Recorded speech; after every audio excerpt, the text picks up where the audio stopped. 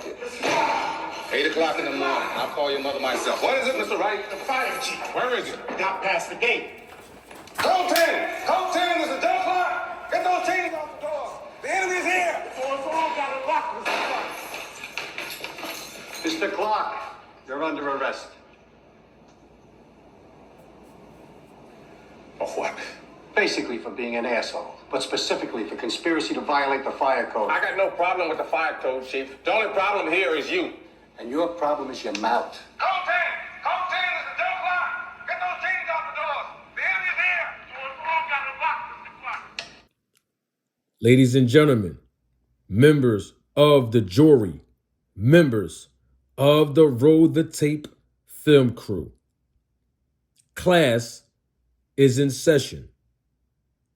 Yes, for some of you who do not know who I am, I welcome you to class today. I am your professor, Manager Marty Joe Clark. Oh, yes. And today, class, we're going to have a boxing history lesson. And let me be more specific, because in this class, as you already know, we discuss topics that are beneath the surface. We lift up the rug, and every single subject matter that is swept underneath that rug, we sweep it back out and we shed light on it. Oh, yes, we do. Know why we shed light on it? Because there's a spiritual principle in the scriptures that says that a candle that is lit is not effective if it's hidden underneath a bed. And so we pull that candle out from underneath the bed so the light can illuminate the entire world. And I'm talking about with truth. In this class, we dive deep into the sea and the waters of truth. So I'm glad that you were able to make it to class today. Now, when I say that I'm going to provide you with a boxing history lesson, I am talking about more specifically about the explosive and unexpected power in the second and third round. Class is in session, people. Big round for better BF. There it is. Film doesn't lie. There you go. Boxing gyms, overhand right over the top of the jab of Smith. Smith has a tendency of throwing the jab from the wrong position or wrong distance at mid-range. Look at this on the inside here in round two. Big exchange. Oh, he gets him again. Another clubbing shot from Archer Better BF. 7, 8. Now, I need every last one of you to please do yourselves a favor and do me, the professor, a favor.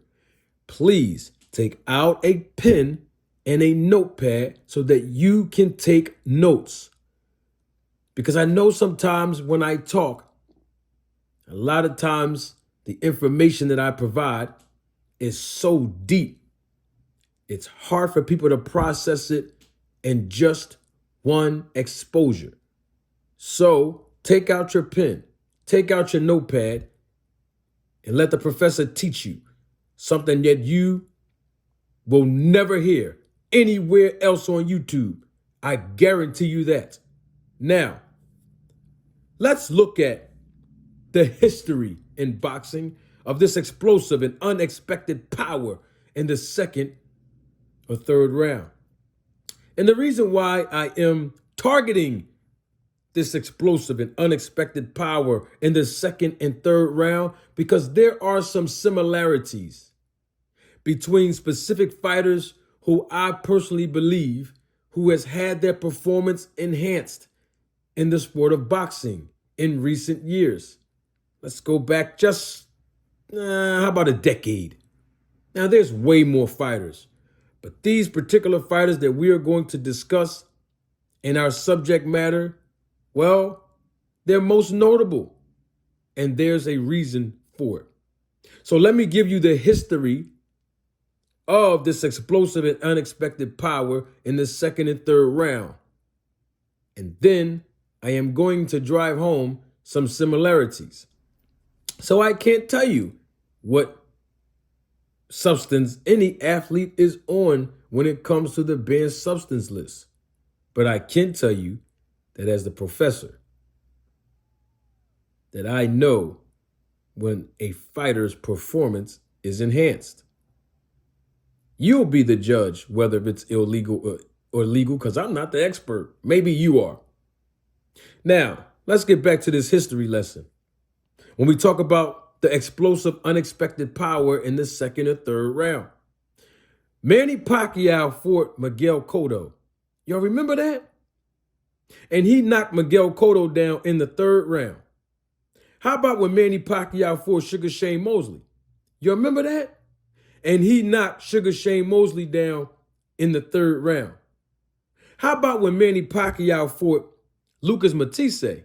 Y'all remember that? He knocked him down in the third round.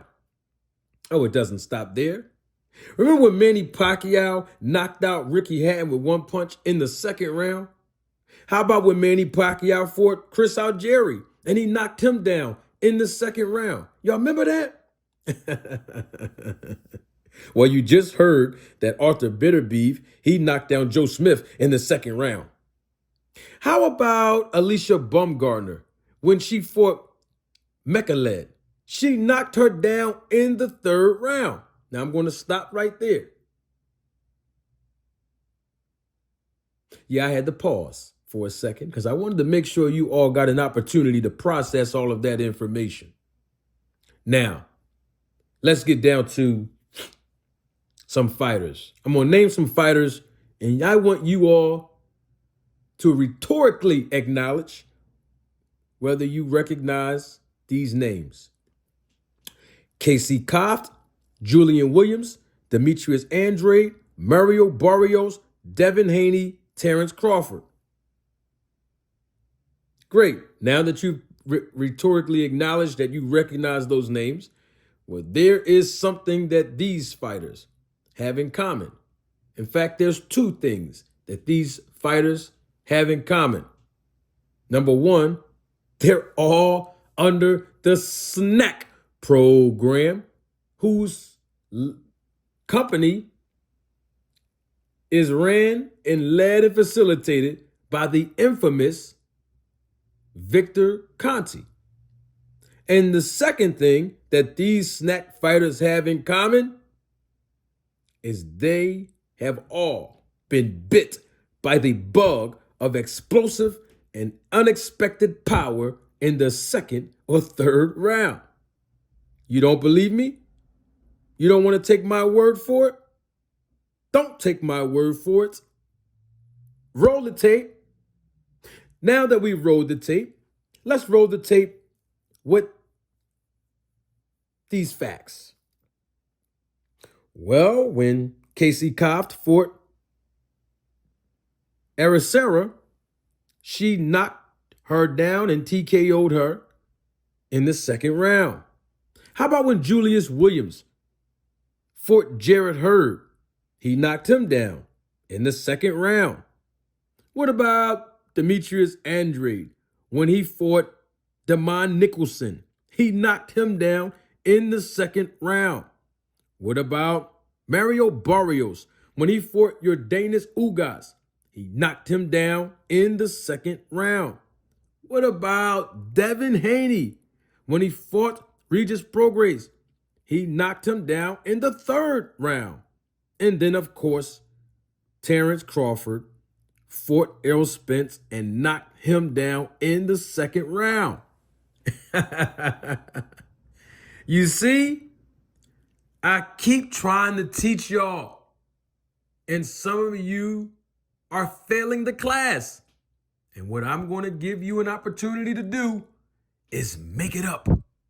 And this is how you all that are failing the class can make it up. You can come back to the next class.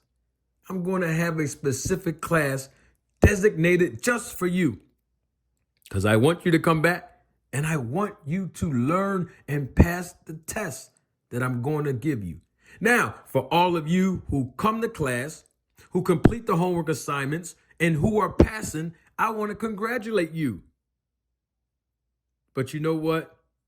There's going to still be some people who criticize my classes, who demean my classes, who discredit me as a professor.